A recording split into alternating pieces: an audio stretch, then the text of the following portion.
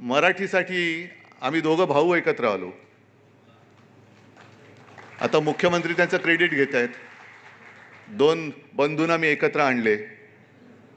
म्हणजे हे आत्ताच्या काळात एक ती विंदा करंदीकरांची कविता आहे, त्यातल्या दोन ओळी आहेत. लढवून बांधवाना संहार साधणारा गीता खुशाल सांगे, इलाज काय त्याला. म्हणजे आधी भांडवायचं, भांडणं लावायची, आणि मग आम्हीच सगळं केलं. भावाभावात भांडणं लावायची, संवाद घडवायचा, आणि मग गीता सांगायची. उपयोग काय त्याचा, इलाज तरी काय त्याला. बरं, जसं आम्हाला दोघांना भावानं एकत्र आणलं, तसं आता तुम्ही तिकडे पण काही एकत्रीकरण करतात का? ज्या सध्या काही बातम्या चालू आहेत, विलीन होणार, विलीन होणार, विलीन होणार, लोक वाट बघतायत. तर तसं काही विलिनीकरण करतात का?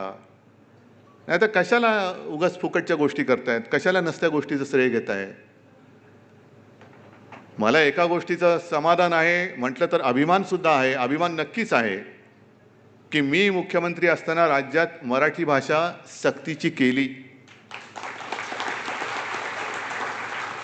पण त्याचबरोबर एका गोष्टीचं वैषम्य पण आहे, की महाराष्ट्रामध्ये मराठी सक्तीची करण्याचा निर्णय घ्यावा लागतो, याचं मला एक खेद सुद्धा आहे. की सक्ती कशाला पाहिजे, महाराष्ट्र म्हटलं तर मराठीच असली पाहिजे. पण ते मी केलं. आता त्याच्यानंतर काल सुद्धा पुन्हा, म्हणजे यांची सवय काय आहे, की जुनं दळण हे दळत बसायचं, आणि एवढं दळायचं की लोक शेवटी ते खरं मानायला लागतात.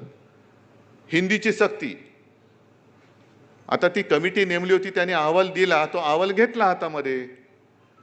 आता अहवाल हातात घेतला म्हणजे तो शब्दशः बघितलं तर स्वीकारला, पण तो स्वीकारल्यानंतर अंमलबजावणी करायची की नाही, त्या अनुषंगाने कमिटी नेमली होती. त्या कमिटीची बैठकच झाली नाही, कारण त्याच्याच आधी तुम्ही सगळं सुरत गुवाहाटी अशी जी एक यात्रा काढली, त्याच्यात सरकार पाडलं, त्याच्यामुळे त्या कमिटीची बैठकच नाही झाली. बरं, तो निर्णय जर का आम्ही घेतला म्हणून तुम्ही लादणार होतात, तर मग असे अनेक निर्णय होते, ते का तुम्ही रद्द केले? मराठी भाषा भवन अजूनही उभंच राहत नाहीये. आताही जशी आपण जादूची पेटी पाहिली, तशीच आपल्याला नाही म्हटलं तरी महाराष्ट्र आणि बंगाल यांना एक रंगभूमीची पार्श्वभूमी आहे. रंगभूमी नाटक, या इकडे चौपाटीला मी मराठी रंगभूमीचं वाटचाल सांगणारं दालन उभं करणार होतो, रद्द करून टाकलं आणि बिल्डरच्या घशात घातलेलं आहे. का तो निर्णय काय ना अंमलात आणला तुम्ही? मराठी भाषा भवन अजून पडून राहिलेलं आहे. भाजपचं ऑफिस उभं राहतंय, ते सुद्धा कुठल्या ते सामन्यात बातमी दिली होती, ते सुद्धा असं सगळं तो भूखंड ढापून.